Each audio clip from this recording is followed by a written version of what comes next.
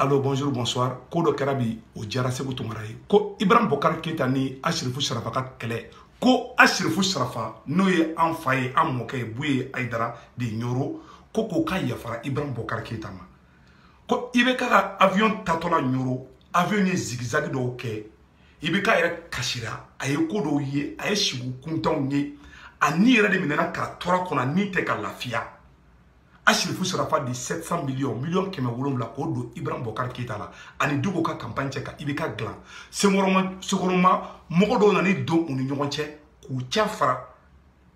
ibeka ko mogodo bla nyona da ay mo fo bi buye nyana bon en train d'ando détail chamana ibeka kashira depuis avion sur la nyoro la dro ibeka kashida mne avion jira ibeka nyasu buye ka dro ibeka i kolongolo ndugumane ki kolongolo ba iba foko sa kolongoti ki tigi da buye krefef ki da disika kakashi ne balmawo buye mantara ide buye ko ka yafara ibeka ma ambe demba tigi de ambe sulamedi ni mo ni fi nyaji yere bora tiere la ina kangana ne era me ko ibeka kashira chera ay diti ne era nyaka angana nyongo ndege malgré que me dimi akoro mais Segou Toumara te Ibrahim Bokar Keita contrôle mais buye yafara ma jara Segou Toumara yi kuma mun temena uni nyongo che Segou Toumara bunu de kala amunu ko buye drogu ferla yi ala yi tien bangi bide anga sabali anga na galon drom wasila mali ko kera de nie tien fodron i nyango i hasili ube iye nibe ibe kanine ngini mo soro odato iye ka kansa kele o fora ne yerema o fora buye ma o fora dikoma malien ka vide ni mais ala de buye ka tien bandi bi donc mena vocalu kala ambe jambe vocalu la menyon fe awere bena family ke ro chamana vocal flene angala me dona mere daya fo aya bulu sama fungo funga nove be ma bulu mi ani munu fana tumba ko no be bora bulu atiri munu fana tumba nove president kunda be itike kabala wale alaje ko Ibrahim segi fama ibeka segi fama ale amene kasira nyini abe sansa wa abe kasira ala ke tbarkala nga ko ni banna bi tbarkala banna bi inshallah ko ya farama kayfa alaka ben assalamu alaykum wa rahmatullahi wa barakatuh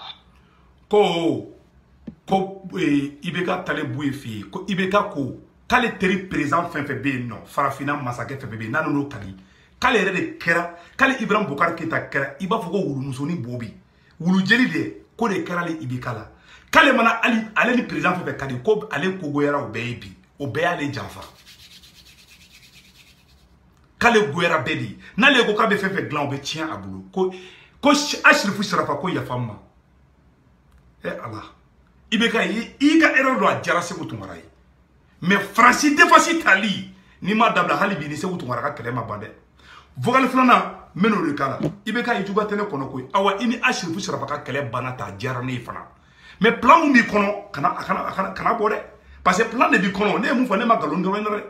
ibe constitution de campagne na mais comme il y a pas de délit ni kele bana ala kan ke kele bana mais constitution était temede en tant que ma armée clan ala sabo isako donc ambe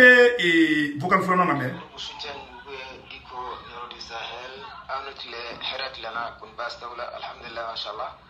ame bela jele fo niga ewa alhala chuba niga wadi chuba insha Allah ka befo niga ewa tangania niga itaqadi insha Allah ka befo kiramantu yana insha Allah ka befo kaliana ka befo bariyana insha Allah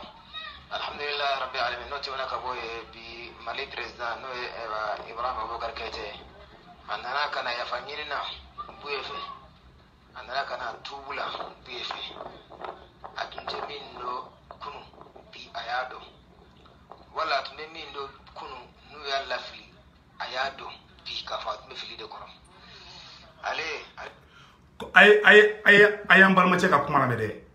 ko ibeka tarafo buye nyana nyoro Sherifu ke nyana ko mogo de ale lafli ko mogo de ale ni buye bla nyona ne balma o yere bulu ayere ko tigu to ko sebe commentaire la sa aka nga do mogo mu nyoke anye beye koy muye mu fa yome dogo ko buye drogo ferlay do ya do ibeka kuna ko buye terroriste yere dogo ko dugo fana terroriste ibeka yere tara ka ta ulu to ko tien buye ngena cheni ngara molo ya koy sigi jabate mone do mo la sa yo de fo ngena ni mo flabe kala ni terima flabe kala ni dado ra beke nafiki se ko to ngara ni fo de be election bana ngai chokora ban tui do yo klo gele ka kay unne nunye kera molo ya isale ibeka ko ka fa de buye ibeka ko buye ko de parler buye janfa do mi fo bi kale ma hera soro ala de buye ka tien dama Sidiki Diabaté kuma fisi walo ma Sidiki Diabaté aya aketo de aba aketo une seconde donc c'est vous tongara boli nyafo bela jelengena alibi ala ka tien bangi donc halibi ala ka tien bangi donc mena ni yoronin kala ambe je ko la me nyoko fe aba aketo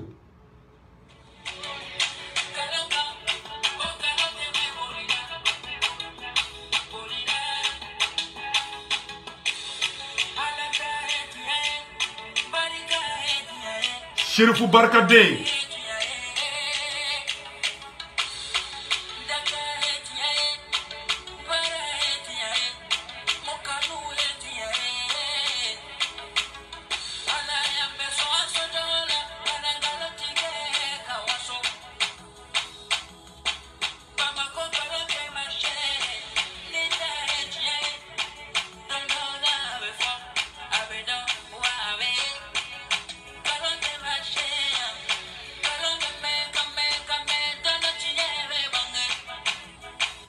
abala jeleni mede ko dona ko tien be bangi Chérifou Sarafa ala de ka tien di mabi Mamoudi ko ito ko tien na ki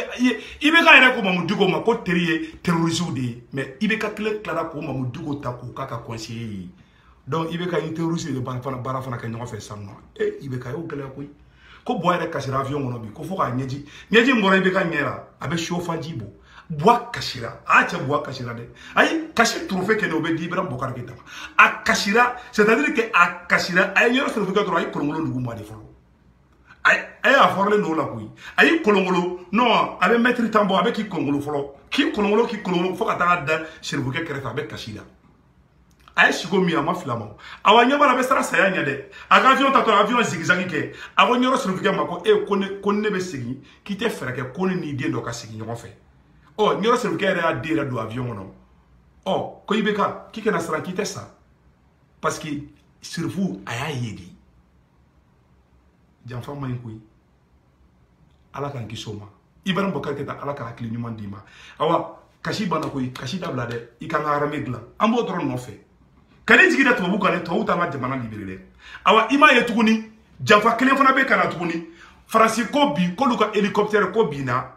o beye de pour que France ka ira malion na ko ka hélicoptère de ko terroriste yo marfa chola ko la bindu ma France kelemo ko de seben ko bla fambe o be ku ne malion ka nyina France ko malion ka foko ko français o yere be kasa awe be malion jahili do ye sanno e ma ye français ka hélicoptère bina ou be ka sa an no fait o ti fen don halibi français be ala yere ka population faka ka intérêt no fait o mu ka journaliste faka ki la loi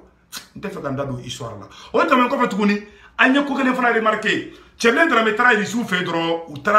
ou tara génocide do ke aklibala karo ka dugula tara karo faka awa dairu damle tara iri sou fe tukunde awa ala kan kisi génocide vraiment parce que ou fade de iri sou yi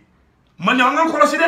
à chaque fois n'a be fait ka partenaire courant ina yero dro ou be fakali chayari wala sa angana nyaye fouille là. Donc soyons vigilants. Les politologues depuis New York m'ont avisé au Ronin. Ibeka anga armée la beka kashi dabla kashi te jabana jode ye kashi kera ya fa kerima. Donc ambe vocal to kala ambe teka vocal to la me ñoko fait et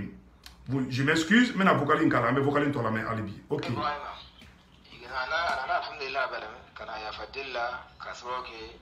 Cheblen dara me de kirasbo wi. Cheblen ala ka barka do illa. Kabna ale ka ministry fu kana plan na bila abeni ko ndrondela abeni ko takasagi ndrondela ay minge nyoro ya kola abe shin saba ube shin nani go Cheblen dara me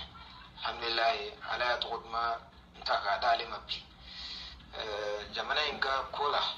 goye ko malika dale malideun kada ale sabale ti fuye malenko